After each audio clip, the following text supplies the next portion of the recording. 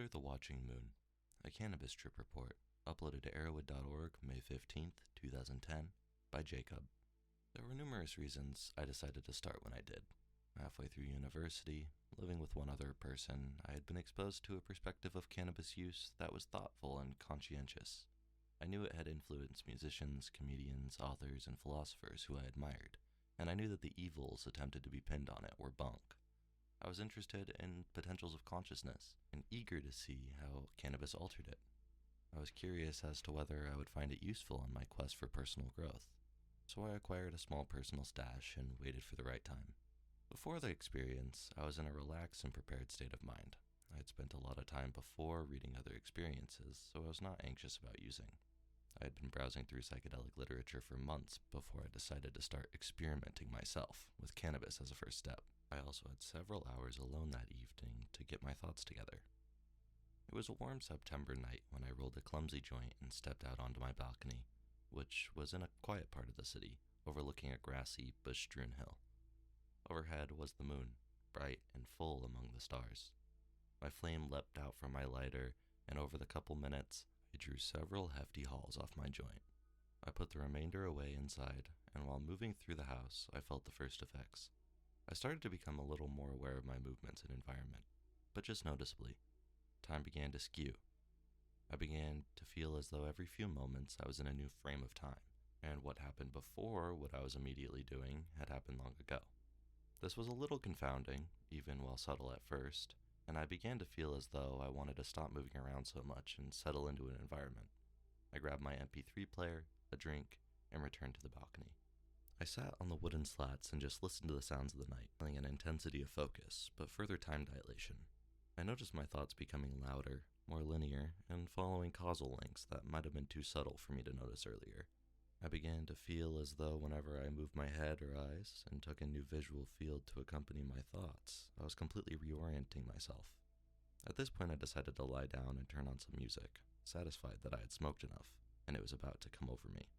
The music was powerful, but faded into the background, coloring my mood but not taking up the foreground of my experience. What struck me was the sky, and specifically, the silver moon bright overhead. I watched it, and my thoughts started racing. Staring up at the moon with rhythmic drums in my ears, my mind began to navigate metaphors, analogies, and various truths about nature that seemed all the more visceral. However, I began to get frustrated, as every several seconds I would move into a new frame of time and my previous thoughts would drift away from my fingertips. I knew I was experiencing a vivid stream of concepts, but couldn't grasp onto them, and it was irritating. I felt as though my mind was moving over the rungs of a ladder, or moving up steps, and every couple seconds I would move to a different step, and the contents of the previous would fade away. This was when I noticed another effect of cannabis. It thrust me closer to the foundry of my imagination.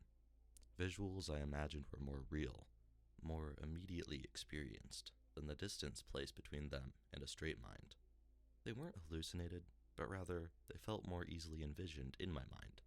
Staring at the sky with music flowing through me, I envisioned a step structure of thought, and every time I felt my thoughts shift, I envisioned the steps rotating to bring a fresh surface to the tablet of my mind. The longer I observed this structure and felt thoughts rotate through my head without being able to grasp them afterward, I recognized the similarities between them and other effervescent qualities of nature, of human life, and the raw miracle of pure experience. I suddenly felt relaxed and content to just watch my thoughts pass by like a stream.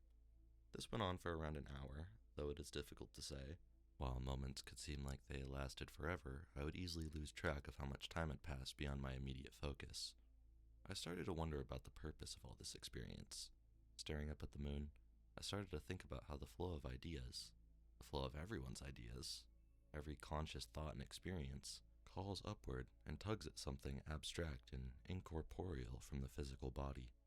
It is the engine that propels our concepts, culture, and constant drive towards liberalization, to unleash the consciousness and imagination into an ecstatic realm of play.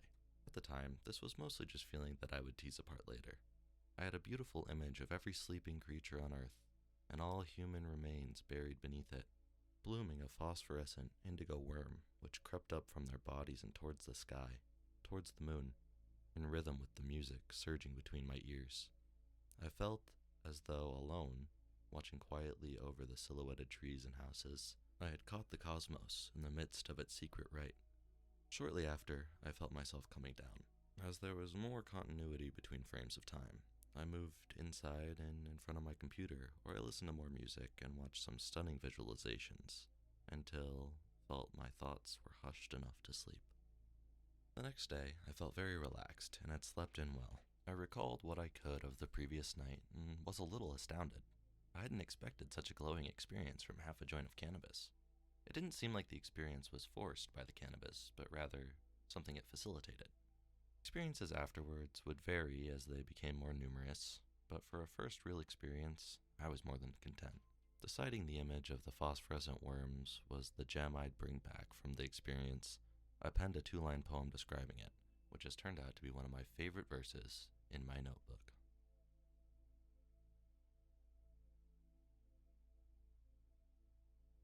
Now, normally, I'm not too much of a cannabis trip report type of person, but this 420, I decided to find a good, interesting one, and this one really caught my attention.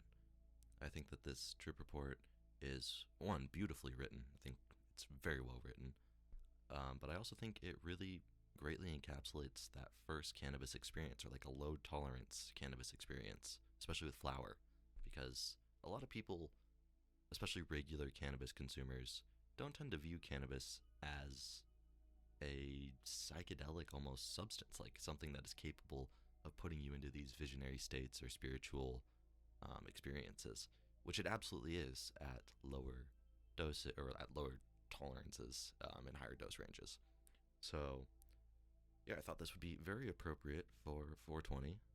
Thought it was really great, and yeah, I think that if you haven't tried cannabis before, you should be very careful with it, because it can be very intense, far more intense than you may intuitively think when you see all of these regular consumers.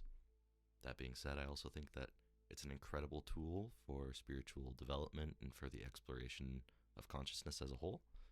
And so, yeah, I mean, I think it's awesome. This was a great trip report, and I thank you all for watching. I hope you have a great 420. Go get lit. And yeah, peace, y'all.